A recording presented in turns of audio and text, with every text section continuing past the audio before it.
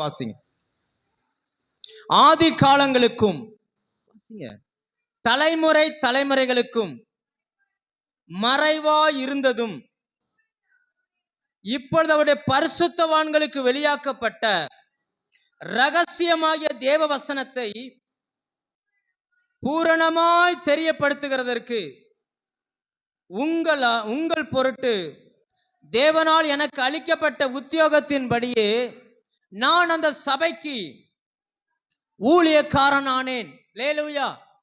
வார்த்தை சொல்லுகிறது, ஆதி காலங்களுக்கும் தலைமுறை தலைமுறைகளுக்கும் மறைக்கப்பட்டதும் இப்பொழுது அவருடைய பரிசுத்தவான்களுக்கு வெளியாக்கப்பட்டதுமான தேவ ரகசியத்தை உங்களுக்கு அறிவிக்கும்படி உங்கள் நிமித்தம் தேவன் எனக்கு தந்திருக்கிற உத்தியோகத்தின்படி இந்த சபைக்கு கர்த்தரை ஊழியக்காரனாய் மாற்றி இருக்கிறார்.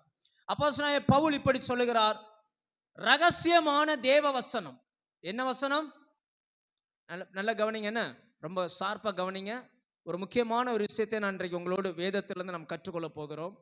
இந்த வேத வசனத்தை வேதத்துல ரெண்டா பிரிக்கிறாங்க. ஒன்னு வேத வசனம், சொல்லுங்க. ஒன்னு என்னது? வேத வசனம். இன்னொன்னு தேவ வசனம். இன்னொன்னு என்னது? ரெண்டுக்கும் என்ன வித்தியாசம்னா, இந்த வேதத்துல எழுதியிருக்கிறது எல்லாமே வேத வசனம், எல்லாமே என்னது? ஆனா எழுதியிருக்கிற இவைகளில் இருந்து உங்களுக்குன்னு கர்த்தர் எதை சொல்றாரோ அது தேவ வசனம். உங்களுக்குன்னு என்ன சொல்றாரு? உங்களுக்குன்னு தனியா பர்டிகுலரா ஒன்னு சொல்லுவார். இப்படி சொல்றானே, நீங்க பைபிள் படிக்கும் பொழுது நீங்க வாசிக்கிட்டே வருவீங்க, திடீர்னு ஒரு வசனம் அப்படியே உங்க இருதயத்துல பேசும். அந்த வசனத்தை படிச்ச பிறகு அதை தாண்டி போகவும் முடியாது, அதுக்கு முன்னாடி படிச்சதும் நமக்கு நினைவுல இருக்காது. அந்த வசனம் மட்டுமே உங்களுக்குள்ள பேசிக்கிட்டு இருக்கிற மாதிரியே இருக்கும். அப்படி ஏதாவது இருந்திருக்கா? இல்ல அந்த மாதிரி ஏதாவது தோணி இருக்கா? பைபிள் படிச்சீங்கன்னா கண்டிப்பா இருக்கும். அப்படி தோணிச்சுன்னா அதுதான் தேவன் உங்களோடு பேசுகிற வசனம். அந்த வசனத்தை தான் தேவ வசனம் என்று வேதம் சொல்லுகிறது. நான் சொல்ல புரியுதா? வேத வசனம் எல்லாருக்கும் ஆனது. ஆனால் அதிலிருந்து கர்த்தர் உங்களுக்குன்னு ஒன்னு பேசுவார் பார்த்தீங்களா, அது தேவனுடைய வசனம். உங்களுக்கு கர்த்தர் கொடுக்கிற வசனம். நல்லா புரிஞ்சுக்கோங்க. தேவன் உங்களுக்குன்னு தருகிற அந்த வசனத்தெல்லாம் நீங்க அண்டர்லைன் பண்ணி வைக்கணும். ஏன்னா இது கர்த்தர் உங்களோடு பேசுகிறார். என் பைபிளெல்லாம் நீங்க படிச்சீங்கன்னா நான் அண்டர்லைன் பண்ணி மேல அந்த தேதியும் போட்டு வச்சிருப்பேன், என்ன தேதியில ஆண்டவர் இந்த வசனத்தை பேசுறாரு அப்படின்னு. ஏன்னா தேவன் ஒரு நன்மையை செய்ய போறாருன்னா ஃபர்ஸ்ட் வசனத்தை தான் அனுப்புவார். முதல்ல என்ன செய்வாரு? வசனத்தை அனுப்புவார். அந்த வசனம் அந்த மனுஷனுக்குள்ள வந்து அவனுக்கு என்ன தேவையோ அதை இந்த வசனம் உருவாக்கிடும். நம்ம ஏசாயா 55:10 வாசிக்கிறோம், மாரியும் உறைந்த மழையும் வானத்திலிருந்து இறங்கி பூமியை நனைத்து அந்த பூமியிலிருந்து முளையை கிளம்ப பண்ணி விதைக்கிறவனுக்கு விதை புசிக்கிறவனுக்கு ஆகாரத்தையும் கொடுக்கிறது எப்படியோ அப்படியே என் வாயிலிருந்து புறப்படுகிற வசனமும் வெறுமையாய் திரும்பாமல் நான் விரும்பின காரியம் ஆகும்படி வாய்க்கும் அப்படின்றார். சரிதானா? என்னைய பார்க்காங்க, வசனத்துல இருக்கா இல்லையான்னு பாருங்க. சரிதானா? சரிதானா? ரைட். அப்படின்னு அர்த்தம் என்னன்னா, அதாவது ஒரு விவசாயி ஆண்டவரே நல்ல விளைச்சலை கொடுங்க அப்படின்னு கேட்கும் பொழுது தேவன் எடுத்தெடுப்புல விளைச்சலை கொடுக்கறது இல்ல, ஃபர்ஸ்ட் வானத்துல இருந்து மழை அனுப்புறார். அந்த மழை அந்த நிலத்தை ஃபர்ஸ்ட் ஆயத்தப்படுத்துகிறது. என்ன விதைச்சாலும் முளைப்பிக்கத்தக்கதாய் அந்த நிலத்தை அந்த அந்த மழை பக்குவப்படுத்துகிறது போல உங்களுக்குன்னு கர்த்தர் வைத்திருக்கிற ஆசீர்வாதத்தை உங்க வாழ்க்கையில் விளங்க பண்ணுவதற்கு இந்த வசனத்தை கர்த்தர் அனுப்புகிறார். லேலூயா. அப்படி தேவன் அனுப்புகிற அந்த ரகசியங்கள் ஆதி காலங்கள்ல மறைவா இருந்துச்சு, அவங்களுக்கு தெரியல, ஜனங்களுக்கு புரியல, தலைமுறை தலைமுறையாய் மறைக்கப்பட்டு இருந்துச்சு. இந்த காலகட்டங்களில் கர்த்தர் நமக்கு அதை வெளிப்படுத்துகிறார். லேலூயா. தேவன் தன்னுடைய ஜனங்களுக்கு ஆயத்தம் பண்ணினவைகள் பழைய ஏற்பாட்டில் எப்படி இருந்துச்சுன்னா மறைக்கப்பட்டு இருந்துச்சு. கண் காணவும் இல்லை, செவிகள் கேட்கவும் இல்லை. 1 கொரிந்தியர் 2 எடுங்க, அதுல இந்த வசனம் வருது. 8, 9, 10 இந்த வசனத்தை வாசிச்சீங்கன்னா அதுல அப்போஸ்தலனாகிய பவுல் சொல்லுகிறார், தேவன் தம்முடைய ஜனங்களுக்கு ஆயத்தம் பண்ணினவைகளை கண் காணவும் இல்லை, செவிகள் கேட்கவும் இல்லை, அவர்களுக்கு அவைகள் இருதயத்தில் தோன்றவும் இல்லை என்று எழுதியிருக்கிறபடி அப்படின்னு சொல்லிட்டு அடுத்த வசனத்துல சொல்லுகிறார், நமக்கோ ஆவியானவர் அவைகளை நம்முடைய ஆவியிலே வெளிப்படுத்தினார். லேலூயா. பழைய ஏற்பாடு காலத்துல எதெல்லாம் மறைக்கப்பட்டு இருந்துச்சோ இந்த காலகட்டத்தில் அதெல்லாம் வெளிப்படுத்தப்படுகிறது. அதனால அப்படி வெளிப்படுத்துகிற அந்த வசனத்தை தேவ வசனம்னு சொல்றார். என்ன சொல்றாரு? ரைட். அப்படிப்பட்ட அந்த தேவ வசனத்தை ரகசியம்ன்றார். என்னமா ரகசியம்னு தெரியுமா? ரகசியம் அப்படின்னாலே எண்ணிக்கைக்கு உட்பட்டவர்களுக்கு சொல்றதான் ரகசியம். எல்லாருக்கும் சொல்ல மாட்டாங்க. நீங்க யார்கிட்டயா ரகசியம் பேசணும், எப்படி பேசுவீங்க? ஒரு வீட்டில் 5 பேர் இருப்பாங்க, இப்படி வச்சுக்கிடும். அம்மா, அப்பா, ஒரு அக்கா, தங்கச்சி, ஒரு பையன் இப்படி இருக்கிறான். இப்போ இந்த பையனுக்கு மட்டும் கல்யாணம் முடிஞ்சிருச்சு. இப்போ இந்த பையனுடைய மனைவி வந்தாச்சு. இப்போ இந்த பையனும் இந்த மனைவிக்கு மட்டுமே ஒரு ரகசியம் பேசுவாங்க. சரியா? இவங்க 2 பேர் பேசிக்கிறது இந்த 4 பேருக்கு புரியாது, தெரியவும் செய்யாது. இல்லையா? என்ன ஒரு மாதிரி பார்க்குறீங்க? அப்படி இல்லையோ? ரகசியம்னு பேசினாலே அது மற்ற ஆளுக்கு தெரியாது. சில சொல்லுவாங்கல்ல, ஒன்ட்ட மட்டும் சொல்றேன், யாருக்கிட்டையும் கண்டிப்பா சொல்லிடுவாங்க. நீ அப்படி சொல்லிட்டீங்கன்னா, உங்ககிட்ட மட்டும் சொல்றேன், யாருக்கிட்டையும் சொல்லிடாதன்னு சொல்லிட்டீங்கன்னா கண்டிப்பா போய் சொல்லிடுவாங்க. பொதுவாக சொல்லுவாங்க, பெண்களிடம் ரகசியமே சொல்லக்கூடாதான், அப்படி சொல்லுவாங்க. சொல்லக்கூடாது, அப்படித்தானே? உலகத்தான் சொல்லியிருக்கான், நான் சொல்லலை. அதை யார் எழுதினு தெரியல, ஒருத்தன் சொல்லிட்டான், சொல்லக்கூடாதது பெண்ணிடம் ரகசியம் அப்படின்னு சொல்லி. அப்படி ரகசியம்னு அதாவது சொல்லுவாங்க, உன்ட்ட மட்டும் சொல்றான்க்கா, யார்ட்டையும் சொல்லிடக்கூடாது, வெளியில தெரியவே கூடாதுன்னு. ஆனா கண்டிப்பா என்ன செஞ்சிடும். ஆனால் இங்க வேதம் சொல்லுகிறது, வேதத்துல சில ரகசியங்களை கர்த்தர் வைத்திருக்கிறார். அந்த ரகசியங்கள் நிறைய இருக்குது. ஒரு 3 ரகசியங்களை நாம் வேதத்திலிருந்து கற்றுக்கொள்வோம். ஃபர்ஸ்ட் எடுங்க, எபேசியர் 5ஆம் அதிகாரம். எபேசியர் 5ஆம் அதிகாரம் 32வது வசனம். அவர் சொல்லுகிறார், இந்த ரகசியம் பெரியது, நான் கிறிஸ்துவை பற்றியும் சபையை பற்றியும் சொல்லுகிறேன். அப்பனா எது பெரிய ரகசியம் அப்படின்னு பாத்தீங்கன்னா, கிறிஸ்துவும் சபைக்கும் உள்ள அந்த உறவு பெரிய ரகசியம். இதை எப்படி சொல்லுகிறார் அப்படின்னா, கணவனுக்கும் மனைவிக்கும் இருக்கிற உறவை சொல்லிட்டே வந்துட்டு அடுத்து சொல்றாரு, இந்த ரகசியம் பெரியது அப்படின்றார். அப்போ ஒரு சபைக்கும் தேவ பிள்ளைக்கும் ஒரு உறவு இருக்குது. அந்த உறவு எப்படிப்பட்ட உறவு அப்படின்னு பாத்தீங்கன்னா, கணவன் மனைவிக்கு இருக்கிற மாதிரி உறவு. இதை நீங்க புரிஞ்சுக்கிட்டீங்கன்னா உங்க லைஃப் நல்லா இருக்கும். புரியல அப்படின்னா என்ன செய்யாது, நமக்கு புரியவும் செய்யாது. ஆண்டவர் இதை ரகசியம்னு சொல்லுகிறார். பொதுவாகவே சிலரை சொல்லுவாங்க, எப்பா இவங்கிட்டலாம் ஒரு ரகசியம் சொன்னோம்னா வாயை திறந்து வெளியில சொல்ல மாட்டான்ப்பா அப்படிம்பாங்க. சிலரை சொல்லுவாங்கல்ல, ரகசியம், ரகசிய ஏஜென்ட் அப்படிம்பாங்க. ரகசியமா சில தகவல்களை தெரிவதற்காக இந்த சிபிஐ இந்த மாதிரி சில ஏஜென்ட்டுகள் வச்சிருப்பாங்க. இவங்க என்ன செய்வாங்க, நம்ம கூடவே நமக்கு தெரியாமலே ஃபாலோ பண்ணி சில ரகசியங்களை கண்டுபிடிப்பாங்க. இந்த சிலருடைய ரகசியம்லாம் வித்தியாசமான ரகசியம் இருக்கும். நான் ஒரு முறை சிவகங்கை பகுதியில் ஒரு ஊழிய ஒரு கண்டக்டர் ஒருத்தருக்கு வீட்டுக்கு ஜெபம் பண்ண போயிருந்தேன். அப்போ அவங்க மூத்த பொண்ணு பார்த்தீங்கன்னு சொன்னா முகமெல்லாம் வெளிரி போய் இருக்குது. 12ஆம் கிளாஸ் படிக்குது, முகமெல்லாம் வெளிரி போய் இருக்குது.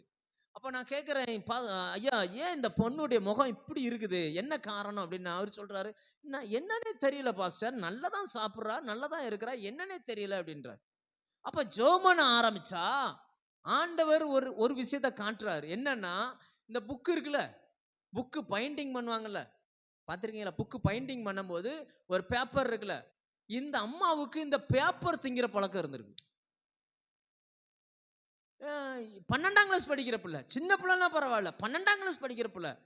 கர்த்தர் இதை காட்டுறாரு, இதை தின்னுக்கிட்டு இருக்கிறா அப்படின்றார். இதெல்லாம் தின்ன ரத்த சோகை வரும். அப்போ ஜோம் பண்ணி முடிச்சுட்டு நான் அந்த பாப்பாட்ட மெதுவாக கேட்கேன், ஆனந்தி உன்னோட நோட்டை எடுத்துட்டு வாயேன், உன் புக்கு எல்லாம் எடுத்துட்டு வாயேன் அப்படின்னா, ஒன்றுலையுமே என்ன இல்லை, பைண்டிங் பண்ணது இல்லை. அப்பதான் அவங்க அப்பா சொல்றாரு, எல்லாம் பைண்டிங் பண்ணியில கொடுத்தேன். அந்த பிள்ளை திருன்னு முழிக்குது. ஏன்னா அப்பா அம்மா மாதிரி என்ன பிரச்சனைனா, முதல்ல புக்கு வாங்கி கொடுக்கறதோட சரி, அப்புறம் அந்த பிள்ளை படிக்குதா படிக்கலையா என்ன செய்யுது யாருமே கண்டுக்கிட மாட்டான். இன்னும் சில பேருக்கு தம் பிள்ளை என்ன படிக்கணும் கூட தெரியாது. அப்படிப்பட்ட தாய் தகப்பனும் இருக்கதான் செய்றாங்க. அதுக்கப்புறம் தான் விஷயம் அவங்களுக்கு தெரிஞ்சிச்சு, இந்த பழக்கம் உனக்கு எப்போ இருந்து இருக்குன்னா, அது எல்கேஜில இருந்தே ஸ்டார்ட் ஆயிருக்கு. இப்போ எப்போதான் கண்டுபிடிச்சிருக்காங்க, 12 தான் கண்டுபிடிச்சு. இது ஒரு ரகசியம் காத்து வைக்கிறாங்க. சிலருடைய செல்போன் ஒரு ரகசியம். சிலருடைய செல்போன் என்னது சொல்லுங்க, ரகசியம். எத்தனை பேர் செல்போன்ல அது என்ன சொல்லுவாங்க, முன்னாடி இந்த நம்பர் போடுவாங்கல்ல, இப்போ பாஸ்வேர்டு போட்டு வச்சிருப்பாங்க. ஒருத்தர் செல்போனை இன்னொருத்தர் பார்க்கக்கூடாது அப்படின்னு சொல்லி பாஸ்வேர்டு போட்டு வைக்கிறது ஒரு விதத்தில் நல்லதாக இருந்தாலும் ஒரு விதத்தில் இப்படிப்பட்ட சில காரியமும் இருக்குது. நான் என் ஃபோனை தொலைச்சதுக்கு அப்புறம் தான் ஒரு போலீஸ்காரர் சொன்னார், நீ முதல்ல பாஸ்வேர்டு போட்டு வச்சிருக்க வேண்டியதானே. அவன் எடுத்திருக்க மாட்டான்ல. என்னை எடுத்தோடனே டக்குன்னு ஆஃப் பண்ணிட்டான். பாஸ்வேர்டு போட்டு அதில் ஒரு ஆப்ஷன் இருக்குதான், ஆஃப் பண்ணா கூட பாஸ்வேர்டு போட்டால் தான் ஆஃப் ஆகும். இதெல்லாம் பண்ணி வச்சிருக்க வேண்டியதானே அப்படின்னாரு. நமக்கு தெரியலை, அது ஒரு ரகசியம். உண்மைதானே? அந்த ரகசியம் நமக்கு தெரியல, நம்ம என்ன பண்ணிட்டோம், ஏமாந்துட்டோம். சரி, முதலாவது உங்களுக்கும் தேவனுக்குமான அந்த உறவை வேதம் என்ன சொல்லுதுன்னா, ஒரு கணவனுக்கும் ஒரு மனைவிக்குமான உறவு, அது ஒரு பெரிய ரகசியம் அப்படின்றது. சரி, கணவன் மனைவியினுடைய உறவும் விசுவாசி தேவனுடைய பிள்ளைகளுடைய உறவும் எப்படி இருக்கிறது அப்படின்னு கண்டுபிடிச்சா, ஒரு உதாரணத்துக்கு ஒரு குடிகார கணவன் எடுத்துக்கிட்டோம். ஒரு எக்ஸாம்பிளுக்கு, நீங்க யாரும் கோவிச்சுக்கிட கூடாது, ஒரு எக்ஸாம்பிளுக்கு எடுத்துக்கிட்டோம். ஒரு குடிகார கணவன், அதே நேரம் பக்கத்து வீட்டில் குடிக்காத நல்ல ஒரு ஆண். இந்த மனைவியின் பார்வையில் தன்னுடைய வீட்டுக்காரர் குடிக்கிறவர், ஆனால் அதே நேரம் பக்கத்து வீட்டில் இருக்கிறவர் குடிக்காதவர். ஆனாலும் இந்த மனைவி யாரை நேசிப்பாங்க சொல்லுங்க? யாரை நேசிப்பாங்க? என்ன ஒரு மாதிரி பாக்குறீங்க? நான் பேச யாரை தான் நேசிப்பாங்க? குடிகாரரே ஆனாலும் திட்டுற ஆளாவே இருந்தாலும் யாரை தான் நேசிப்பாங்க? தன் கணவனை தான் நேசிப்பாங்க. நான் சொல்ல புரியுதா? சபை என்பது அப்படிப்பட்டதுதான். ஒருவேளை நாம் விரும்பினபடி கர்த்தர் நமக்கு சில காரியங்கள் செய்யாமல் போனாலும் நாம் நேசிக்க வேண்டியது யாரை தான் நேசிக்கணும்? சொல்லுங்கப்பா, யாரை நேசிக்கணும்? கர்த்தரை தான் நேசிக்கணும். டக்குன்னு இங்க இருந்து மாறி என்ன செஞ்சிடக்கூடாது, ஜம்ப் பண்ணி வேற இடத்துக்கு போயிடக்கூடாது. யாரா போவாங்களா? அப்படி யாருமே போக மாட்டாங்க. ஒரு கணவன் ஒரு மனைவியிடம் எதிர்பார்க்கிற முதல் தகுதி என்ன நினைக்கிறீங்க? First quality. ஒரு ஆண் ஒரு பெண்ணு கிட்ட, ஒரு கணவன் மனைவி கிட்ட எதிர்பார்க்கிற முதல் விஷயம் என்ன? இதை தெரிஞ்சுக்கிட்டீங்கன்னா கிறிஸ்துவிட்ட நீங்க எப்படி நடந்துக்கிறீங்கன்னு உங்களால கண்டுபிடிச்சிடலாம். என்ன எதிர்பார்க்கிறார் நினைக்கிறீங்க? சொல்லுங்க, வாயை திறந்து பேசுங்க. ஃபர்ஸ்ட் மரியாதை, ரெஸ்பெக்ட். ரெஸ்பெக்ட் நீங்களே கவனிச்சு பாருங்க. வீட்டுல சண்டை வருதுன்னா மனைவி என்னைக்கு மரியாதை குறைவான வார்த்தை பேசுறாங்களோ அன்னைக்கு கணவனுடைய சுயரூபம் மாறும். நீங்க எல்லா கணவனையும் கேட்டு பாருங்க, எந்த கணவன் வேணாலும் கேட்டு பாருங்க. நான் 100கணக்கான கணவன்மார்கிட்ட கவுன்சிலிங் கொடுத்துருக்கேன். அவங்க சொல்ற விஷயம் என்ன அப்படின்னாச்சுன்னா, அவ என்னை மதிக்கவே மாட்டா பாஸ்டர், என்னால அவ பேசின வார்த்தையை மறக்க முடியல. 1000 தவறுகள் பண்ணியிருப்பாங்க, அதெல்லாம் விட்டுருவாங்க. அவன் பேசின வார்த்தையினால மறக்க முடியல. என்ன காரணம்? மரியாதை. அப்ப தேவனிடத்துல, தேவனுக்கும் உங்களுக்குமான அந்த உறவுல ஆண்டவர் முதலாவது எதிர்பார்க்கறது எதை எதிர்பார்க்கிறார்னா, நீங்கள் அவருக்கு என்ன செய்ய வேண்டும்? சொல்லுங்க. எழுந்து நிற்க கடவும்னா அப்படிலாம் முடியாது ஆண்டவர். No chance. நீங்க வேணா எந்திரிச்சு நின்னுக்கோங்க, நானும் எந்திரிக்க முடியும் இல்லையா? ஆராதிப்போம் அப்படின்னா இப்ப தேவனை எதிர்பார்க்கிற அந்த மரியாதை என்ன அப்படின்னா, எல்லாரும் எந்திரிச்சு நிக்கணும், ஒன்னா இருந்து ஒன்னா ஆராதிக்கணும். ஆனா நம்ம என்ன பண்றோம்? அதெல்லாம் முடியாது. உண்மையா இல்லையா? நம்ம சொல்றோமா சொல்லலையா? அதுக்கான வாய்ப்பு இல்லை. சரி, இப்படி வச்சுக்கணும். முதலாவது மரியாதை, இரண்டாவது கீழ்ப்படிதல். இன்னைக்கு நமக்கு தேவை ஒரு பிரசங்கமா கீழ்ப்படிதலான்னு கேட்டா தேவை கீழ்ப்படிதல் தான். ஏற்கனவே பண்ணின எல்லா பிரசங்கத்துக்கும் சபை கீழ்ப்படிந்து இருந்துன்னா சபையினுடைய சூழ்நிலையே மாறி இருக்கும். உண்மையா இல்லையா? அதே போலதான் ஆண்டவர் நம்மகிட்ட பேசின வார்த்தைக்கு நாம கீழ்ப்படிந்து இருந்தோம்னா நம்ம வாழ்க்கை என்னைக்கோ மாறி இருக்காதா? மாறி இருக்கும். அநேக நேரங்களில் சிலருடைய திட்டமா ஆவியானவர் உணர்த்துகிற அப்படின்னு சொல்றேன். நிறைய மனைவிமார் கணவனுக்கு கீழ்ப்படுகிறாங்க. எதுக்காக தெரியுமா? கட்டாயத்துல கீழ்ப்படுகிறாங்க. எது கீழ்ப்படுகிறாங்க? துணி துவைக்கிறாங்க, அன்பு இல்லாம துவைக்கிறாங்க. சோறு கொடுக்குறாங்க, அன்பு இல்லாம சோறு கொடுக்குறாங்க. அவங்க சொல்ற வார்த்தைக்கு கீழ்ப்படுகிறாங்க, உண்மையான அன்பு இல்லாம. வேற வழி இல்லை, நம்ம சுற்றி இருக்கிற நபர்களுக்காக என்ன செய்யறாங்க? நான் கொஞ்சம் சீரியஸா சொல்றேன், வெளிப்படையாகவும் சொல்றேன், ரைட்டா? அதே மாதிரி நீங்க இங்க வந்து என்ன செஞ்சிடக்கூடாது? ஆண்டவர் மேல அன்பு இல்ல, ஆனா என்ன செய்யறாங்க? எந்திரிப்போம் எந்திரிப்போம், ஆராதிப்போம் ஆராதிப்போம், உட்கார்வோம் உட்கார்வோம். ஒரு ஜடமாய் நாம் இருக்கக்கூடாது. அல்லேலூயா. எதை செஞ்சாலும் நம்முடைய செயல்கள் எல்லாமே தேவனுக்கென்று முழு இருதயத்தோடு இருக்க வேண்டும். உண்மைதானா? எத்தனை பேர் முழு இருதயத்தோடு ஆண்டவரை நேசிக்கிறீங்க? அல்லேலூயா. அப்போ ஒரு மனைவி ஒரு கணவன்கிட்ட நீங்களே யோசிச்சு பாருங்க. ஒரு மனைவி ஒரு கணவனிடம் பேசும் பொழுது அன்பாய் பேசுகிற வார்த்தைக்கும் பயந்து பேசுகிற வார்த்தைக்கும் அல்லது கட்டாயத்தின் பேர்ல பேசுற வார்த்தைக்கு வித்தியாசம் இருக்கா இல்லையா? சொல்லுங்க, இருக்கா இல்லையா? இருக்குது. அந்த வித்தியாசம் எவ்வளவு வித்தியாசம் இருந்தாலும் சரி, தேவன் நம்மிடத்துல என்ன எதிர்பார்க்கிறார்னா முழு இருதயத்தோடு என்கிட்ட என் பிள்ளை அன்பா இருக்கிறாங்களா அப்படின்னு எதிர்பார்க்கிறார். இதை ஒரு ரகசியம்னு சொல்லுகிறார். இது என்னவா? கணவன் மனைவி உறவு என்பது ஒரு ரகசியங்க. அது வெளியில தெரியாது. உண்மையா இல்லையா? நான் சொல்ல உண்மையா இல்லையா? எவ்வளவு திட்டினாலும் அந்த மனைவியை தான் அந்த கணவன் நேசிப்பான். சம்பாதிக்கிற பணத்தெல்லாம் யாருக்கு தான் கொண்டு போய் கொடுக்குறான்? சொல்லுங்க, யார்கிட்ட கொடுக்குறான்? அந்த அந்த மனைவிட்டு தான் கொண்டு போய் கொடுக்குறான். அந்த மனைவியின் வார்த்தைக்கு தான் அந்த மனுஷன் கண்ட்ரோல்ல வர்றான். இல்லையா? உண்மையா இல்லையா? வீட்டுல பணமே கொடுக்காட்டாலும் உங்க வீட்டுக்காரர் யாருன்னு கேட்டா நீங்க யார சொல்றீங்க? அதுதான் நான் சொல்றேன். நான் சொல்ல வந்த பாயிண்டே தான். அவர் நன்மை செய்தாலும் செய்யாமல் போனாலும் என்னுடைய அடையாளம் அவர்தான். சரிதானா? கர்த்தர் உங்களுக்கு நன்மை செஞ்சாலும் செய்யாமல் போனாலும் நம்முடைய அடையாளம் கர்த்தர் தான். அவரை விட்டுட்டு நம்ம வேற யாரும் என்ன செய்யக்கூடாது. இதை வேதம் ரகசியம் என்று சொல்லுகிறது. இது என்ன சொல்லுது? இதை ஒரு ரகசியம் அப்படிங்குது. ஏன்னா தேவன் ரெண்டு இருதயத்தை ஒன்றாய் இணைக்கிறார். ஆராதிக்க வந்திருக்கிறோம், தேவனிடத்துல வந்திருக்கிறோம்னா நம்ம இருதயத்தை கர்த்தர் என்ன பண்ணி இருக்கிறாரு? ஒன்றாய் இணைக்கிறார். இப்படி வச்சுக்கிறோம். ஒரு உங்களுக்கு புரியுதுக்காக சொல்றேன். ஒரு கணவன் ரொம்ப துன்மார்க்கமாவே வாழ்கிறான். அவன் தன் மனைவியை நேசிக்கவே மாட்டான்றான். இப்படி இருக்கும் பொழுது ஒரு நாள் ஒரு நாள் அவன் வேதம் வாசித்துக் கொண்டே இருக்கும் பொழுது ஆண்டவர் அந்த வேதத்தில் இருந்து ஒரு வசனத்தை காட்டுறார். வசனத்தை என்ன செய்யறாரு? காட்டுகிறார். அந்த வசனம் என்னன்னா, தன்னிடத்தில் அன்பு கூறுகிறது போல. மனைவியிட்ட அன்பு கூறுறது எப்படிப்பட்ட அன்பா? மனைவியை நேசிப்பது என்பது மனைவியை நேசிக்கிற அன்பு இல்ல, தன் சொந்த சரத்தை நேசிக்கிறது போல உள்ள அன்பு அப்படின்னு ஒரு வசனத்தை சொல்றார். இப்ப இந்த வசனம் இந்த மனுஷனுக்கு முன்னாடி வந்து நிக்குது. இப்ப இவனால பழைய மாதிரி கோவப்பட முடியல. ஏன்னா இந்த வசனம் என்ன செய்யுது? சொல்லுங்க, இந்த வசனம் என்ன செய்யுது? இப்போ அவனை குத்துது.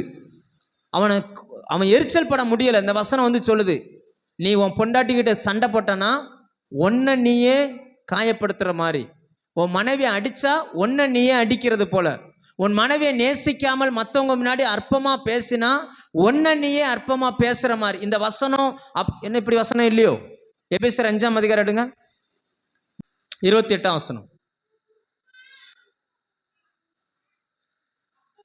அப்படியே புருஷர்களும் தங்கள் மனைவிகளை சொந்த சரீரமாக பாவித்து அவர்களில் அன்பு கூற வேண்டும். தன் மனைவியில் அன்பு கூறுகிறவன், வசனத்தை கரெக்டா வாசிங்க. தன்னில், நான் இப்ப என் மேல அன்பா இருக்கிறது எப்படின்னு எப்படி தெரியும்? சொல்லுங்க, நான் என் மனைவி எப்படி நேசிக்கிறேன்றன்னு தெரியும் இல்லையா? உண்மையா இல்லையா? நான் என் மனைவியை எப்படி நேசிக்கிறேனோ அதை வச்சு முடிவு பண்ணிடலாம் நான் என்ன எப்படி நேசிக்கிறேன் அப்படின்னு சொல்லி. நான் சொல்ல புரியுது உங்களுக்கு? இந்த ரகசியம் பெரிது என்று கர்த்தர் சொல்லுகிறார். அல்லேலூயா. அப்ப இந்த இடத்துல கணவன் யாருன்னா தேவன், மனைவி யாருன்னா நம்ம. ரைட்டா? ஒரு மனைவி கணவனிடத்துல எப்படி அன்பா இருக்கணும் அப்படின்றதுக்கு இங்க வசனம் சொல்லுகிறது, எல்லா விதத்திலும் கீழ்ப்படியணுமா. எல்லா விதத்திலும் என்ன செய்யணும்? கீழ்ப்படணும். 24ஆம் வசனம் வாசிங்க. ஆகையால் சபையானது கிறிஸ்துவுக்கு கீழ்ப்படுகிறது போல. போதும். சபை வந்து என்ன செய்யணுமா? கிறிஸ்துவுக்கு என்ன செய்யணும்? சொல்லுங்க, என்ன செய்யணும்? காலையில் 5 மணிக்கு எந்திரிச்சு எனக்கு டீ போட்டு தானு கணவன் சொல்லுகிறார். நீங்க 6 மணி வரை தூங்குறீங்க, என்ன நடக்கும் அந்த வீடு? சொல்லுங்க என்ன நடக்கும்? பாக்கியலட்சுமி அம்மா நீங்க சொல்லுங்க, பல தலைமுறைகளை பார்த்தவர்கள். 5 மணிக்கு எதிர்த்து டீ போட்டு தானே வீட்டுக்காரர் கேட்கிறார். இவங்க உங்க பேத்தி 6 மணி வரை தூங்குறாங்க. அந்த வீடு எப்படிப்பட்ட வீடா இருக்கும்? அந்த கணவனுடைய செயல்பாடுகள் எப்படி இருக்கும்? சந்தோஷம் இருக்குமோ? அந்த வீடு சந்தோஷமா இருக்குமா?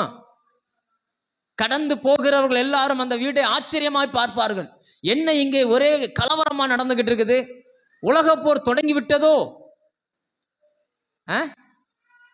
சொல்லுங்க. மிருக காட்சி சாலை மாதிரி இருக்குமா இருக்காதா? ஏன், என்ன காரணம் சொல்லுங்க? அந்த சண்டைக்கு காரணம் என்ன? 5 மணிக்கு டீ போட்டுனா 5 மணிக்கு என்ன செய்யணும்? சொல்லுங்கப்பா, உண்மைதானே? ஜெரிஸ் அப்பா வேலைக்கு போகணும், அவர் சொல்லிடுவார். முத நாள் நைட்டே சொல்லுவார், ஏமா நான் வேலைக்கு போகணும், காலை 5 மணிக்கு எனக்கு டிஃபன் ரெடி பண்ணி வச்சிரு. இந்த அம்மாவுக்கு தெரிஞ்சுக்கிட்டே முழிச்சுக்கிட்டே 6 மணி வரைக்கும் அவன் என்ன செஞ்சிருவான்னு பார்த்துருவான் அப்படின்னு இருந்தா வீடு எப்படி இருக்கும்? சொல்லுங்க, எப்படி இருக்கும்? சரியான நேரத்துக்கு ஆராதனைக்கு வர வேண்டும் என்று தெரிந்திருந்தும், நமக்கு நேரம் இருந்தும் போவோம், லேட்டா போவோம், என்ன செஞ்சிருவாரு அப்படின்னு வர்றதுனால அந்த கீழ்ப்படியாத மனைவிக்கு கணவன் என்ன கொடுப்பாரோ இந்த கீழ்ப்படியாத சபைக்கு கர்த்தர் அதை கொடுப்பார். இதில் மாற்று கருத்து இல்லை. வேதம் இதே ரகசியம் என்று சொல்லுகிறது. எத்தனை பேருக்கு புரியுது? எத்தனை பேருக்கு புரியுது? ஸ்கூலுக்கு போகும்போது 9 மணிக்கு கிளப்பி வேன் வருதுன்னு பார்த்து ஏற்றி விடுறீங்க ஸ்கூலுக்கு போகும்போது. ஏன் என் பிள்ளை வெளியில போய் நின்று அடி வாங்கிடக்கூடாது. நீ மட்டும் சர்ச்சுக்கு வரும்போது வார லேட்டா வர. நான் சொல்ல புரியுதா உங்களுக்கு? இந்த ரகசியம் பெரியது. எப்படி அந்த கணவனால் அந்த மனைவியை நேசிக்க முடியும்? நீங்க யோசிச்சு பாருங்க. 5 மணிக்கு எனக்கு சாப்பாடு வச்சு தான்னு கேட்கிற மனைவி 6 மணி வரைக்கும் தூங்கினா அந்த கணவன் அந்த மனைவியை எப்படி நேசிக்க முடியும்? எப்படி வாங்குற சம்பளத்தை வீட்டில் வந்து கொடுப்பான்? நீங்க யோசிச்சு பாருங்க. எப்படி கொடுப்பான்? கொடுக்க மாட்டான். பிரச்சனை தான் வரும். அதே தான் இன்னைக்கு சபைகளுக்குள்ள நடந்துகிட்டு இருக்குது. வேதம் சொல்லுகிறது, சபையானது கிறிஸ்துவுக்கு கீழ்ப்படியணும். ஜெபம் பண்ணனும், ஜெபம் பண்ணணும். ஆராதனை பண்ணணும், ஆராதனை பண்ணணும். சாட்சியா வாழனா சாட்சியா வாழணும். கர்த்தருக்குரியதை கர்த்தருக்கு கொடுனா கர்த்தருக்குரியதை கர்த்தருக்கு கொடுக்கணும். நாம கீழ்ப்படியாம இருந்துகிட்டு வரும்போதே பெரிய கோணி சாக்க தூக்கிட்டு வருது. ஆண்டவரே இந்த கோணி சாக்க நிரப்புங்க ஆண்டவரே. அவர் சொல்லுவாரு, போறையா வாயிலே மிதிக்கட்டு மாடி. இந்த ரகசியம் பெரியது. கர்த்தர் உங்களுக்கு புரிய வைப்பார் என்று நான் விசுவாசிக்கிறேன். லேலூயா. கீழ்ப்படிஞ்சா எல்லாமே நடக்குங்க. பக்கத்தில் சொல்லுங்க, கீழ்ப்படிஞ்சா. சும்மா சொல்லுங்க, கீழ்ப்படிஞ்சா எல்லாமே நடக்கும். கீழ்ப்படியலைன்னா ஒண்ணுமே நடக்காது. நான் சொல்ல புரியுதா? தேவன் தருவதற்கு ஆயத்தமா இருக்கிறார். பெற்றுக்கொள்ளுகிற இடத்துல இருக்கிற நாம சரி பண்ண வேண்டியதை சரி பண்ணிக்கிடணும். உங்க பிள்ளைகிட்ட சொல்றீங்க, ஏய் சாப்பாடு ரெடி பண்ணி வச்சாச்சுரா, குளிச்சுட்டு வா சாப்பிடலாம் அப்படின்னா அவன் குளிக்காம போய் மண்ணில் விளையாண்டுக்கிட்டே இருக்கிறான். நீங்க என்ன பண்ணுவீங்க? சொல்லுங்க, என்ன பண்ணுவீங்க? நீ மண்ணில் விளையாண்டாலும் பரவாயில்லப்பா, என்ன சாப்பிடு அப்படியே சொல்லுவீங்க? யாரா செய்வானா? எந்த மனுஷனாவது அப்படி செய்வானா? அப்படி செஞ்சு அவன் நல்ல ஒரு தாய் தகப்பனே கிடையாது. உடனே முதல்ல அவனுடைய முதுகுக்கு ஒரு அடி, அடிக்கிற அடியில பயந்து போய் என்ன செஞ்சுவான்? குளிச்சுட்டு ஏமா சாப்பாடு சாப்பாடு சாப்பிடு கேட்பானா? கேட்க மாட்டானா? ஏன் நம்முடைய வீடுகளில் சில நேரங்களில் நஷ்டங்களை சந்திக்கிறோம்? ஏன் உபத்திரவங்களை சந்திக்கிறோம்? ஏன் போராட்டங்களை சந்திக்கிறோம்? நம்ம என்ன தெரியுமா நினைக்கிறோம்? இருதயத்தில், ஆண்டவர் நான் இவ்வளவு கஷ்டப்படுறானே, பார்த்துக்கிட்டு தானே இருக்காரு, எனக்கு உதவி செய்ய மாட்டாரு. அவர் சொல்றாரு, முதல்ல நீ கீழ்ப்படி. குளிக்க வேண்டிய நீ குளி. 5 மணிக்கு 5 சமைக்க வேண்டிய நீ 5 மணிக்கு சமையல் பண்ணு. காலையில எந்திரிச்சு எனக்கு காப்பி போட்டு கொடு. ஆனா இந்த அம்மா என்ன பண்ணுது? இந்த அம்மா எந்திரிச்சு நீ காப்பி போடு. அப்ப அவர் சொல்றாரு, நீ வேலைக்கு போ, நான் இன்னைக்கு வீட்டில் உட்காந்துக்கிறேன். நீ போவீங்களா? இங்க பாருங்க, நான் ஒரு உதாரணத்துக்கு சொல்றேன். காப்பி போடுறது மேட்டர் இல்லை, யார் வேணாலும் போட்டுக்கலாம். ஆணும் போடலாம், பொண்ணும் போடலாம், அது தப்பு கிடையாது. உங்களுக்கு புரிந்து கொள்வதற்காக நான் சொல்லுகிறேன். ரைட்டா? இப்போ எவ்வளவு கீழ், இங்க பாருங்க, நான் ஒரு முறை ஒரு நபரை சந்திச்சேன். ஊழியக்காரர்ல ஒரு நபரை சந்திச்சேன். அப்ப அவர் சொன்னாரு, பாஸ்டர் உண்மையிலே இந்த பெந்தேகோஸ்தே சர்ச்சுக்கு போறவங்க எல்லாமே கொஞ்சம் கோபக்காரங்களா இருக்கிறாங்க, நல்லா வாய் பேசுறாங்க பாஸ்டர். ஆனா ஒரு குறிப்பிட்ட நாளைக்கு அப்புறம் அந்த வாயை சுருக்கிக்கிறாங்க அப்படின்னாரு. எப்படி அப்படின்னு. அப்ப அவர் சொன்னாரு, என் பொண்டாட்டி நான் இயேசுவை ஏற்றுக்கொள்ளதுக்கு முன்னாடி நான் அவளை அடிச்சோம்னா அமைதியா போய் ஒரு மூலையில உட்காந்துக்கிடுவா பாஸ்டர், எதுவுமே பேச மாட்டா. நான் ரட்சிக்கப்பட்டு சர்ச்சுக்கு போனேன், அவளும் சர்ச்சுக்கு வந்தா. இப்ப பார்த்தா அவ பேசுற பேச்சுக்கு என்னால என்ன செய்ய முடியல, ஈடு கொடுக்க முடியல, பேச முடியல. நான் குடிகாரனா இருக்கும்போது அவ்வளவு பயந்தவ, இப்போ நான் நல்லவனா மாறிட்டேன், சர்ச்சுக்கு போறேன். என்ன இப்போ அந்த எப்பமெல்லாம் அடிச்சனோ அதெல்லாம் மனசுல வச்சுக்கிட்டு இப்போ என்ன பண்றா? அவர் சொல்றாரு, பெந்தேகோஸ்து சர்ச்சுக்கு போறவங்க வாய் எப்படிதான் இருக்குதான், எப்பொழுதும் ஒரு அடி முன்னாள். விளம்பரம் போடுவாங்கல்ல, லூனார்ஸ் சப்பல், எப்பொழுதும் ஒரு அடி, லூனார்ஸா பாரகனா, எப்பொழுதும் ஒரு அடி முன்னாள். அந்த மாதிரி இந்த மாதிரி இருக்கிற அந்த அம்மா ஒரு முறை பைபிள் படிக்கிறது, பைபிள்ல இப்படி ஒரு வசனம் வருகிறது, உன் உன் வாய் அது அதிகமாய் பேசினா மனிதன் பேசுகிற பொல்லாத எல்லா காரியங்களையும் குறித்து நியாய தீர்ப்பு நாளில் கணக்கு ஒப்புவிக்கணும் அப்படின்னு அந்த வசனத்தை படித்த உடனே இந்த அம்மாவுக்குள்ள இருதயத்துக்குள்ள இந்த ரகசியமாகிய வசனம் உள்ளுக்குள்ள போய் அப்படியே வேலை செய்ய ஆரம்பித்த உடனே இந்த அம்மா ஒரு முடிவு எடுக்குது, இனி நான் வீட்டுக்காரரை திட்ட மாட்டேன்னு முடிவு எடுக்குது. நான் சொல்லுங்க, நீங்கள் ப்ராக்டிக்கலாக யோசிச்சு பாருங்க. கோவப்பட்டுக்கிட்டு இருந்த இந்த அம்மா இப்போ கோபத்தை அடக்குது, கண்ட்ரோல் பண்ணுது. சில வீடுகள்லாம் நான் கேள்விப்பட்டிருக்கிறேன், நான் ஒரு வார்த்தை பேசினா அவள் 10 வார்த்தை பேசுவான். இப்போ நான் 10 வார்த்தை பேசினாலும் ஒரு வார்த்தை கூட பேச மாட்டா, அமைதியா இருக்கிறா. எப்படி இந்த மாற்றம் வந்துச்சு? எங்க இருந்து வந்துச்சு நினைக்கிறீங்க? சொல்லுங்க, எங்க இருந்து வந்துச்சு? இந்த வசனம் உள்ளுக்குள்ள போய் அந்த மனுஷன் என்ன பண்ணிருச்சு? நான் சொல்ல புரியுதா உங்களுக்கு? ஏனென்றால் இது கிறிஸ்துவுக்கும் சபைக்குமான ரகசியம். நாம் ஆசீர்வதிக்கப்பட வேண்டுமானால் இந்த வசனம் நமக்குள்ள வரணும், இந்த வசனத்துக்கு நம்ம கீழ்ப்படியணும். நம்முடைய வாழ்க்கை மாறணும்னா இந்த வசனம் நமக்குள்ள வரணும், நாம் வசனத்துக்கு கீழ்ப்படியணும். லேலூயா. நிறைய இடங்கள்ல பார்த்தீங்கன்னா பேரண்ட்ஸ், பெற்றோர் பிள்ளைகளுடைய வாழ்க்கையிலையும் கூட இந்த வசனம் உள்ளுக்குள்ள வந்தா மட்டும்தான் அந்த மாற்றம் வரும். இல்லைன்னா என்ன செய்யாது, வராது. ஏன்னா அப்பா அம்மாவுக்கு சில காரியங்கள் தெரியாது. அப்பா அம்மாவுடைய இந்த கால அறிவை எடுத்துக்கிடுவோம், பிள்ளைகளுடைய இந்த கால அறிவை எடுத்துக்கிடுவோம். எது ஃபாஸ்ட், எது வேகமா இருக்குன்னு நினைக்கிறீங்க? சொல்லுங்க, எது வேகமா இருக்குது?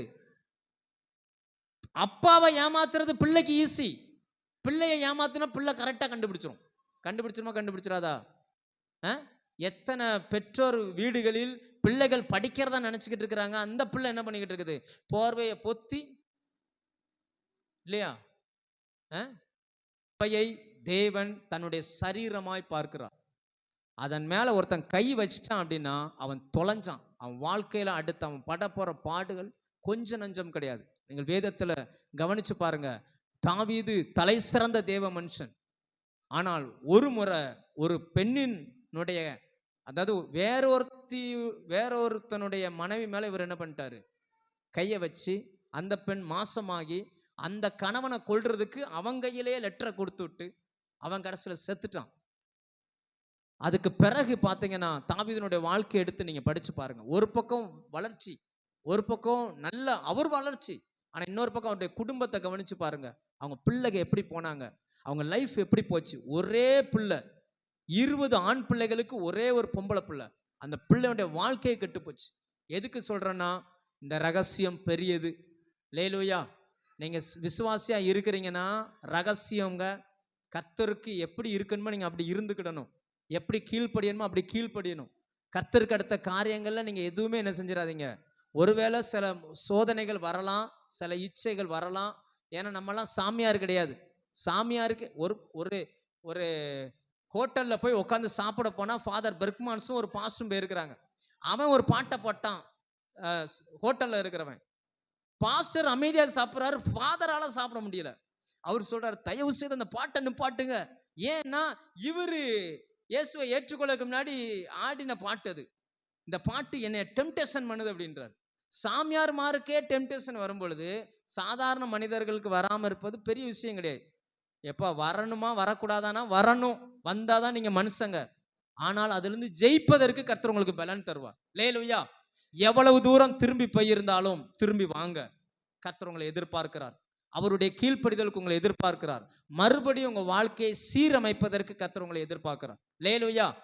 நீங்க இந்த டைம் ஆகிறது தேவனுக்கு விரோதமா, இருதயத்துல தேவன் தந்த துணைக்கு விரோதமா, தேவன் தந்த வேலைக்கு விரோதமா, தேவன் தந்த சபைக்கு விரோதமா, தேவன் தந்த ஊழியனுக்கு விரோதமா என்னெல்லாம் பிளான் பண்றீங்களோ அத்தனையும் சரி பண்ணாத வரைக்கும் வாழ்க்கையில சுகத்தையோ செல்வத்தையோ ஐஸ்வர்யத்தையோ பார்க்க முடியாது. நான் சத்தியத்தை சொல்கிறேன், இந்த ரகசியம் பெரியது. லேலுயா, எத்தனை பேருக்கு புரிஞ்சுச்சு? சரி, ரெண்டாவது ரகசியம் 1 கொரிந்தியர் 11:23. இந்த ரகசியம் திருவிருந்தை குறித்த ரகசியம். எடுத்தவங்க வாசிங்க.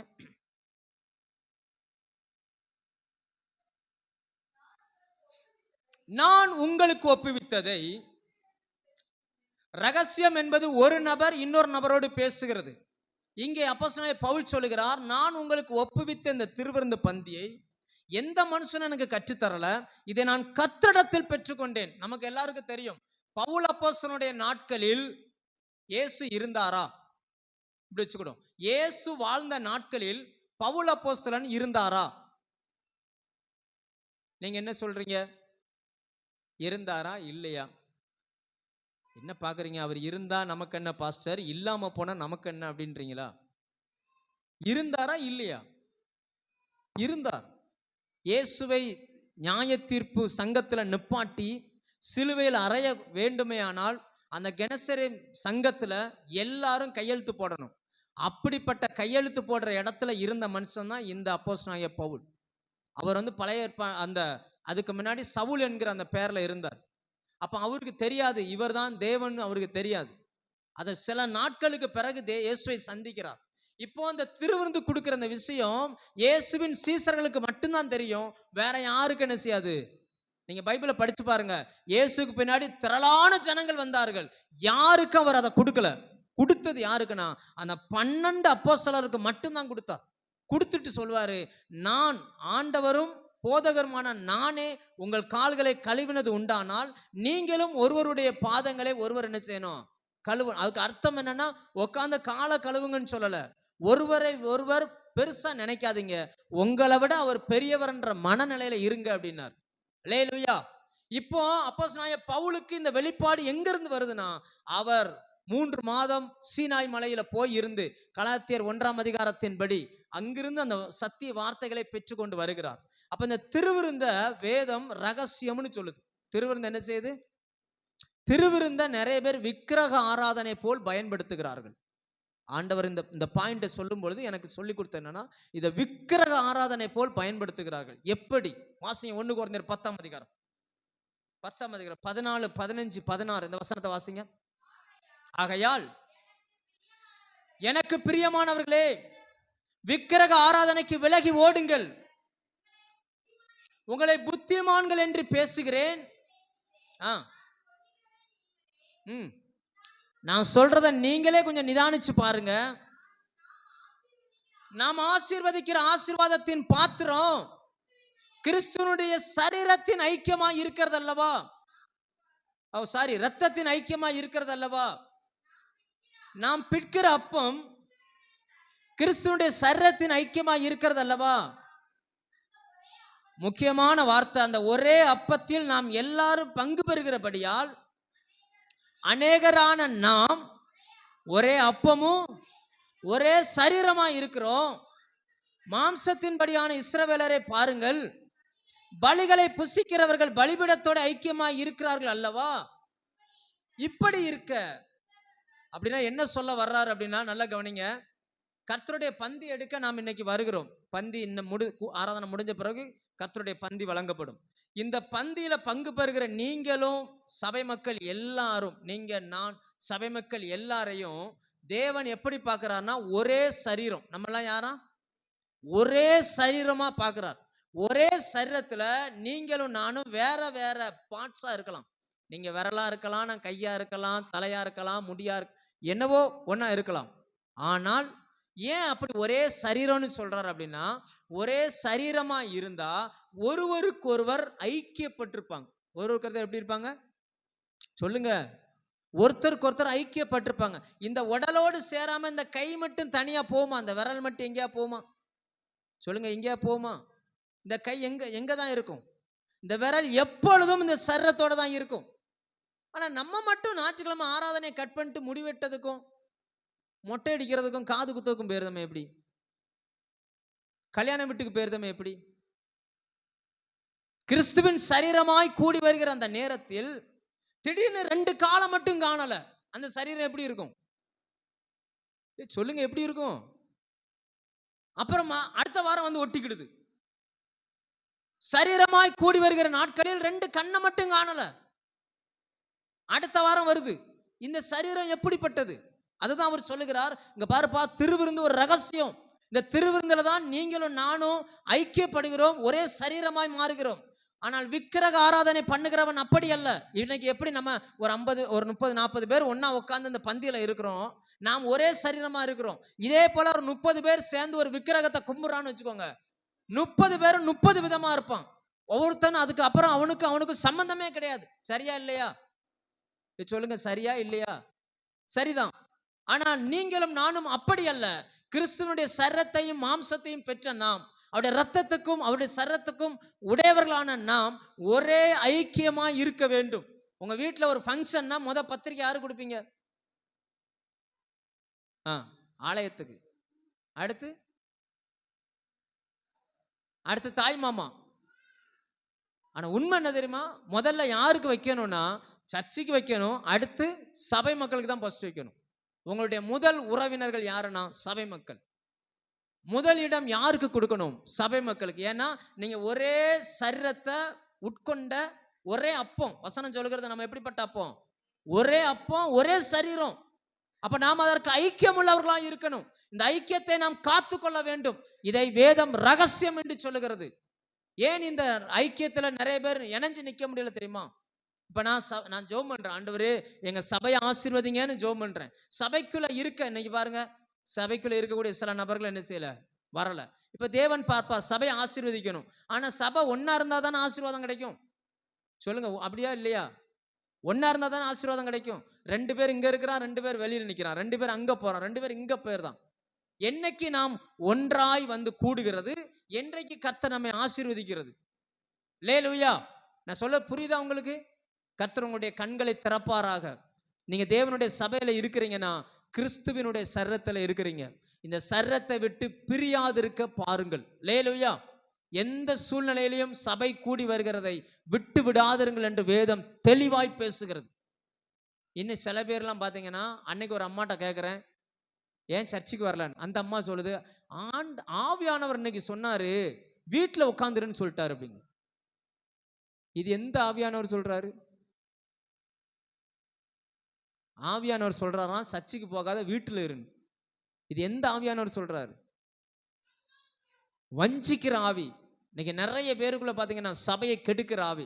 நன்றாய் புரிந்து கொள்ளுங்கள், சபை கூடி வருது என்பது ஒரு ரகசியம். இதை நீங்கள் விட்டுவிடக் கூடாது. திருவிருந்து எடுப்பது என்பது ஒரு ரகசியம். கிறிஸ்துவனுடைய சரீரமாய் நாம் மாறுகிறோம். அல்லேலூயா. முதல்ல சபையா கூடி வர்றீங்க, அடுத்து நீங்க என்ன பண்றீங்க?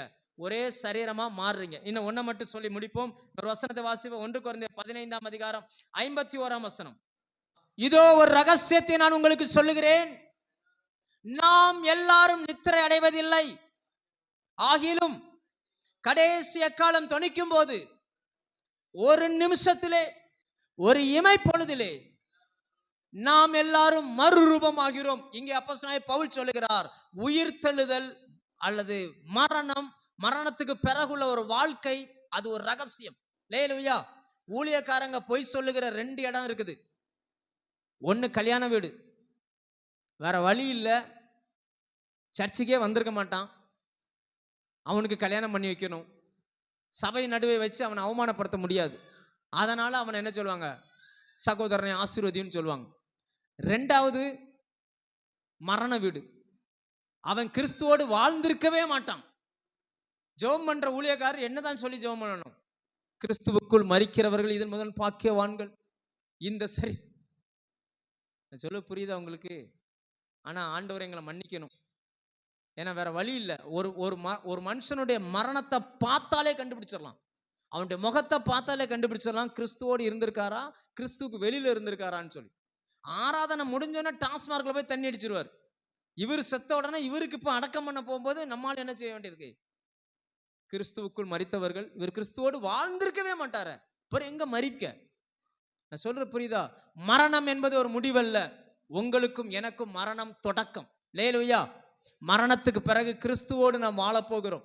நீங்களும் நானும் மரணத்தோடு நம்பிக்கை உள்ளவர்கள், உயிர்த்தெழுதலோடு நம்பிக்கை உள்ளவர்கள். ஒரு மிருகம் மரிக்கிறது போலல்ல நம்முடைய மரணம். ஒரு மிருகத்தின் மரணம் மிருகத்தோடு முடிகிறது. ஆனால் உங்களுடைய என்னுடைய மரணம் என்பது அப்படிப்பட்டதல்ல. நம்முடைய மரணத்துக்கு பிறகு என்றென்றைக்கும் அவரோடு கூட போய் இருக்கிறோம். அதனால தான் வேதம் சொல்கிற ஒரு இமை பொழுதில், வித்தின் செகண்ட்ல, இங்க கண்ணை மூடினா அங்க கண்ணை திறக்கிறோம். அல்லேலூயா. இங்க இல்லேன் ஐயா, அங்க அங்க உள்ளேன் ஐயா. சொல்லுங்க, அங்க என்னது? என்ன சொல்றீங்க? இங்க இல்லேன் ஐயானா அங்க என்ன ஐயா? சொல்லுங்க. இங்க இல்லேன் ஐயா, அங்க உள்ளேன் ஐயா. இங்க கண்ணை மூடினா அங்க என்ன செய்யறோம்? மரணம் என்பது விசுவாசிகள் சந்தோஷமாய் எதிர்கொள்ளுகிற ஒரு விஷயம். ஒரு மரணம் எப்படி இருக்கணும்? ஒரு தேர்ந்த விசுவாசியா இருந்தா அந்த மரணம் எப்படி இருக்கணும்னா, எல்லாரையும் வர வைக்கணும். எல்லா சொந்த பந்தம் எல்லாரையும் வர வச்சு, எல்லார் மேலையும் கையை வச்சு, எல்லாரையும் ஆசீர்வதித்து சந்தோஷமாய் கர்த்தரோடு போய் சேரணும். அல்லேலூயா. இப்படி பைபிள் யாராவது செஞ்சிருக்காங்களா? என்ன? சில தலைகள் இப்படி என்றும், சில தலைகள் இப்படி என்றும், சில தலைகள் இப்படி என்றும் செஞ்சிருக்காங்களா, செய்யலையா? நீங்க வீட்டில் போய் ஆதியாகமம் 49ஆம் அதிகாரத்தை படிங்க. யாக்கோபு எல்லாரையும் வர வச்சார், எல்லாரையும் கூப்பிட்டார், எல்லார் மேலையும் கையை வச்சார், எல்லாரையும் பிளஸ் பண்ணார். கடைசியில தேவனுக்கும் அவருக்கும் கனெக்ஷன் ஆகியிருந்த அந்த கம்பு, ஏன்னா தேவனை பார்க்க போகும்போது நடந்து போனாரு, பார்த்துட்டு திரும்பி வரும்போது எப்படி வந்தாரு?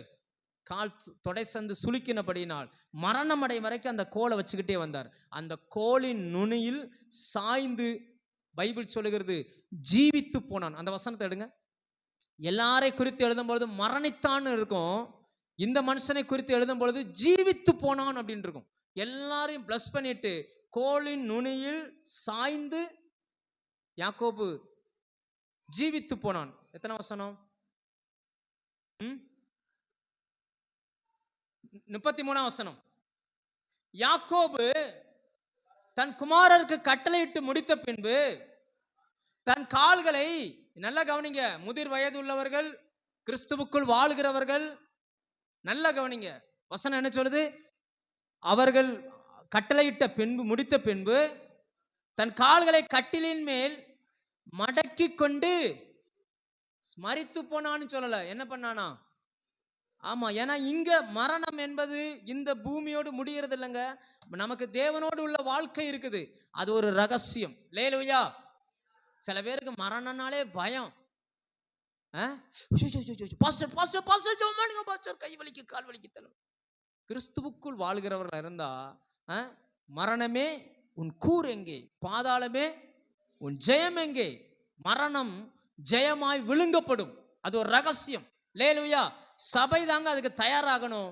சபை மக்கள் எப்பவுமே அதுக்கு தயாரா இருக்க பழகிக்கிடணும். ஒரு நாளும் மரணம் நம்மளை ஜெயிக்காது, நாம தான் மரணத்தை ஜெயிக்கிறோம். அல்லேலூயா. கிறிஸ்துவனுடைய மரணத்தை எங்கள் தலையின் மேல் சுமந்து திரிகிறோம். 2 கொரிந்தியர் 4ஆம் அதிகாரத்தில் பவுல் சொல்கிறார், கிறிஸ்துவனுடைய மரணத்தை எங்கள் தலையின் மேல் சுமந்து திரிகிறோம். அதனால நாங்க ரட்சிக்கப்படுகிறவர்களுக்குள்ளே ஜீவ வாசனையா இருக்கிறோம், கெட்டு போறவர்களுக்குள்ளே மரண வாசனையா இருக்கிறோம் அப்படின்றார். 3 ரகசியம் சொல்லி இருக்கிறேன். முதல் ரகசியம் என்னது? என்ன ஒரு மாதிரி பாக்குறீங்க? ரகசியமாகிய தேவ வசனம். முதல் ரகசியம் என்னது? கிறிஸ்துவுக்கும் நமக்குமான உறவு. ஏன் நாம் ஆசீர்வதிக்கப்படவில்லை அப்படின்னா, ஒரு கணவன் மனைவி உறவை போய் பாருங்க. கணவனுக்கு கீழ்ப்படுகிற பெண் அவள் ஆசீர்வதிக்கப்பட்டிருக்கிறாள். கிறிஸ்துவுக்கு கீழ்ப்படுகிற சபை ஆசீர்வதிக்கப்பட்டிருக்கு. 2வது திருவிருந்து. திருவிருந்து என்பது ஒரு ரகசியம், அநேகரை ஒருவராய் மாற்றுகிற ரகசியம். நாம் ஏன் அநேகர் ஒருவராய் மாறவில்லை என்றால், நாம் விக்கிரக ஆராதனை செய்கிறோம். விக்கிரக ஆராதனை செய்கிறவன் 10 பேர் இருந்தாலும் 10 பேரும் 10 விதமா அனுப்பான். அவன் வீட்டுக்கு போயிடுவான். அவனுக்கும் தொடர்பே கிடையாது. ஆனால் கிறிஸ்துவின் சரீரத்திலே வந்த மனிதர்கள் அப்படி அல்ல. நமக்கு ஒருவருக்கு ஒருவர் தொடர்பு இருக்கிறது. ஒருவருக்காய் ஒருவர் ஜெபிக்க வேண்டும். ஒருவருக்காய் ஒருவர் ஊக்கமாய் அன்பு செலுத்தணும். சரியா இல்லையா? அதுதான் கிறிஸ்தவம். 3வது ரகசியம் என்னவென்றால், இமை பொழுதில் நாம் மறுரூபம் அடைவோம். நம்முடைய மரணம் நமக்கு இந்த பூமியோடு முடிகிறது ஒன்றல்ல, ஒரு செகண்ட்ல நம்ம தேவனை தரிசிக்கிற அந்த இடத்துக்கு போயிரும். ஒரு கூட்டம் அன்னைக்கும் சரி இன்னைக்கும் சரி மரணம் இல்லை என்று சொல்லிக் கொண்டிருக்கிறது. இன்னொரு கூட்டம் அன்னைக்கும் சரி இன்னைக்கும் சரி உயிர்த்தெழுதலே இல்லை என்று சொல்லிக் கொண்டிருக்கிறது. எது எப்படி இருந்தாலும் அவர் வருவார். அவர் வரும் பொழுது உயிரோடு இருக்கிற நாம் அவரை சந்திக்க எழுந்து போவோம். ஒருவேளை நமக்கு மரணம் முந்திக் கொள்ளுமே ஆனால் மரித்தவர்கள் முதலாவது எழுந்து அவரை சந்திக்க போவார்கள். வெளிப்படுத்தல் 20ஆம் அதிகாரத்தில் நம்ம வாசிக்கிறோம், கிறிஸ்துவுக்குள் மரித்தவர்கள் இது முதல் பாக்கியவான்கள் என்று எழுது. லேலுயா.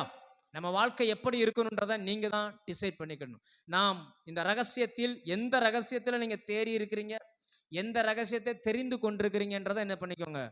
ரகசியன்றது ஒரு முத்திரப்பா, கர்த்தர் உடைக்கிறார். அது உங்களுக்கு எவ்வளவு தூரம் புரிஞ்சுச்சோ புரிஞ்சவன் புரிஞ்சுக்கோ. சிலர்லாம் சொல்ற ரகசியம் சிலருக்கு புரியவே புரியாது. பக்கத்துல கூப்பிடுவாங்க, அவர் என்ன சொன்னானே புரியாது. அதனால சிலருக்கு புரிஞ்சிருக்கும், சிலருக்கு புரியல, எனக்கு தெரியல. மறுபடியும் இந்த செய்தி ரெக்கார்ட் பண்ணப்படுகிறது, யூடியூப்பில் போடப்படுகிறது. கேளுங்க. இங்க மாத்திரமல்ல, நமக்கு நூற்றுக்கணக்கான நபர்கள் வெளியில இருக்கிறாங்க, அவங்களும் கேட்கிறாங்க. திரும்பவும் நீங்க இந்த செய்தியை மறுபடியும் கேளுங்க. இந்த ரகசியத்தை நீங்கள் காத்துக்கொள்ளுங்கள். அல்லேலூயா. கர்த்தருடைய ரகசியம் அவருக்கு பயந்தவர்களிடத்தில் இருக்கிறது. நானும் நீங்களும் கர்த்தருக்கு பயப்படுகிற இடத்தில் இருப்போமே ஆனால் அவர்களுக்கு பயந்தோர் இடத்தில் இந்த ரகசியம் இருக்கிறது. நாம்